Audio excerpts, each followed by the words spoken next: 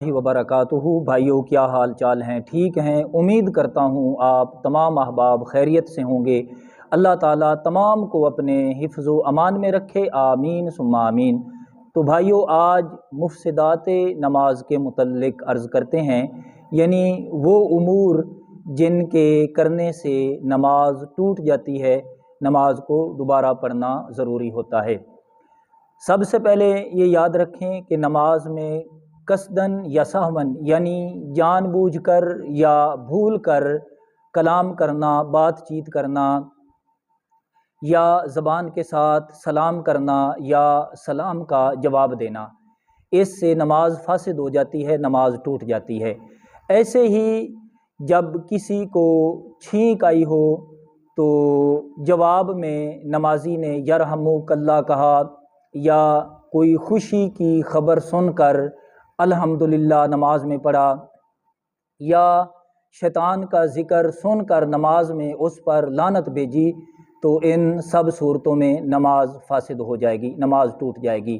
फिर उसके बाद ये याद रखें कि नमाजी ने अपने इमाम के अलावा किसी को लुकमा दे दिया, आह, उफ़ और तुफ़ वग़ैरह, ये अल्फाज जो हैं ये दर्द या मुसीबत की वजह से ज़बान से निकले, या ऐसी आवाज़ जिससे हुरूफ पैदा हो जाएं, रोया, तो इन सब सूरतों में नमाज जो है ये फासिद हो जाती है, टूट जाती है।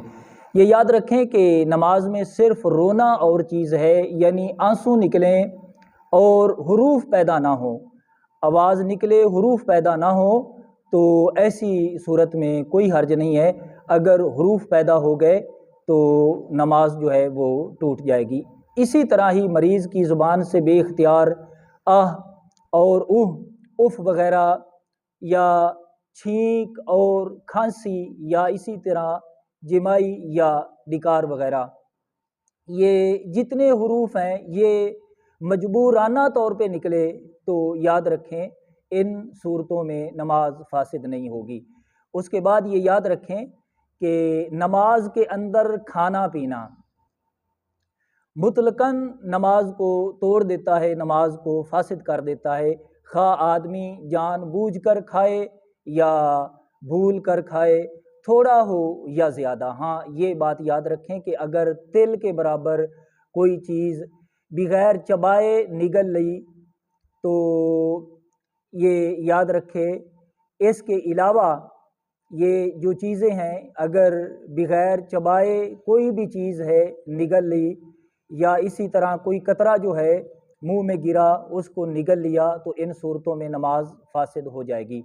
ये बात अलग है कि दांतों के अंदर कोई चीज़ रह गई, मसलन वो जो दांत के अंदर चीज़ रह गई, अगर वो चने बराबर है, इसको निगल लिया तो नमाज फासिद हो जाएगी।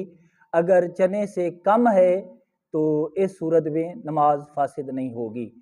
तो उसके बाद ये याद रखें कि नमाजी को किसी ने एकदम बकदरे 3 कदम उसको खींच लिया या उसको धकेल दिया तो उसकी नमाज फासिद हो जाएगी।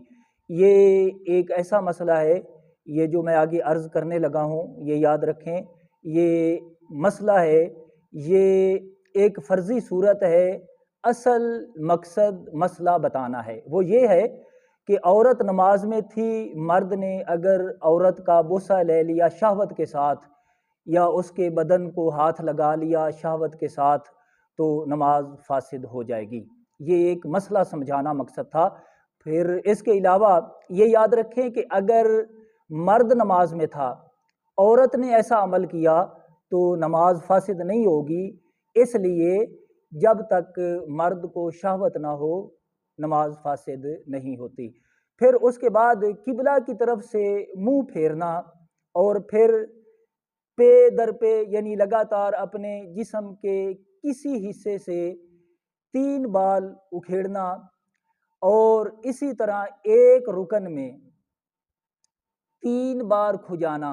मसलन आप क़याम में हैं तो क़याम में खड़े खड़े आपने अपने जिस्म को एक मर्तबा ऐसे खुजाया, फिर हाथ हटा लिया, थोड़ी देर के बाद फिर खुजाया, फिर हाथ हटा लिया, इसी तरह फिर تیسری مرتبہ ایک رکن میں یہ آپ نے عمل کیا تو یہ عمل کثیر ہوگا، ایسی صورت میں نماز ٹوٹ جائے گی۔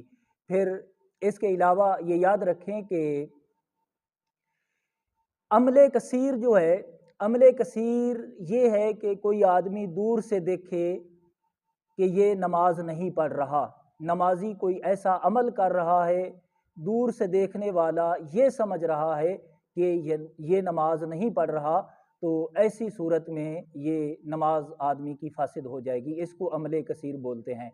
پھر اس کے بعد ناپاک جگہ پر سجدہ کرنا اور قرآن پاک کو دیکھ کر نماز میں پڑھنا، اور پھر اس کے بعد قرآن پاک کو ایسا غلط پڑھنا کہ معنی میں بگاڑ پیدا ہو جائے، تو یہ ایسی صورتیں ہیں جن سے نماز فاسد ہو جاتی ہے۔ ایک مسئلہ یہ یاد رکھیں کہ نمازی کے آگے سے گزرنا یہ نماز کو فاسد نہیں کرتا، خواہ گزرنے والا مرد ہو یا عورت یا کوئی اس کے علاوہ جانور ہو۔